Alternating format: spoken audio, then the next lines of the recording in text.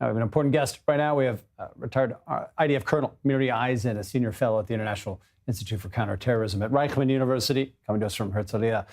Good to have you back with us, Miri. Always good to be here, David, even in these difficult times. No, of course. Yeah, nothing simple about it. All Israeli greetings are kind of tempered by a, as well as you can be sort of situation here. Look, some argue right now that this is a pointless meat grinder in Gaza. Either too many Palestinians or too many IDF soldiers being killed, depending on who you ask. But others will tell you this is a picture of a highly tuned, counterinsurgency guerrilla campaign, anti-guerrilla campaign led by growing intelligence on the Israeli side. Give us your thoughts on the campaign that's underway. The campaign itself, which is underway, is a ground campaign. And for the IDF, for the Israeli Defense Forces, as said before, it's going back to places we already were at. But David, they're approaching it in a different way. They're approaching it with more force, with more capabilities.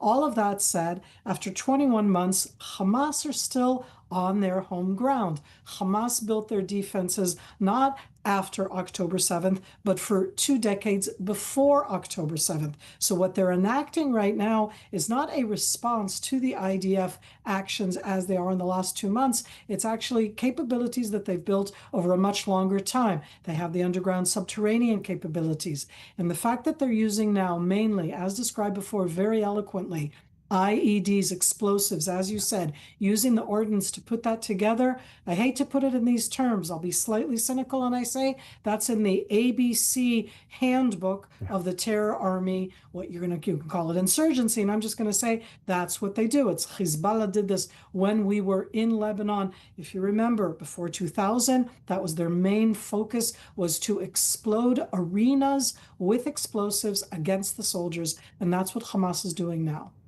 I think along those lines, you lead me into sort of the second philosophical point I want to bring your way. Look, how do you describe the change to Israel's overall security doctrine, the sort of reality in this moment? For so long, the threat order was, number one, Iran, number two, Hezbollah, maybe others, then the Palestinians and Hamas. In 12 days of war with Iran, look, they only killed one person in uniform, if I had that right, here in Israel, and it was, indirect incident there. Hamas is still there, and they're killing IDF soldiers by the week. Is the establishment, the defense establishment here, coming around to this realization that Hamas is actually, Israel's greatest security and strategic threat, and sort of what's being done about it? How are you seeing the shift in the outlook on our issues, on our threats? You brought together both military issues, strategic issues, and at the end, there's also both the government and a cabinet security approach on how they view what the threats are. After, I would say not after, on October 7th, the IDF as an entire system, the entire security system, viewed Hamas and the threat from the Gaza Strip in a different way. And that's for the last 21 months. That doesn't mean that you immediately have a handbook. If I said before, the ABC terror handbook, there is no handbook which works well against terror, against guerrilla, against urban areas, against any area that has 2.2 million people. At the end, it's not empty, not in Beit Hanun, certainly not in Gaza, not in the Gaza Strip. Yes, they show the photos and the different footage and the destruction, and I cannot imagine being there right now. Having said that, there are still over 2 million people there, and that means you're fighting in an arena where you want to, as much as you can, save civilian lives, tell them to leave. You're fighting in an arena that's the home base for Hamas. So I absolutely think that the IDF and all of the security apparatus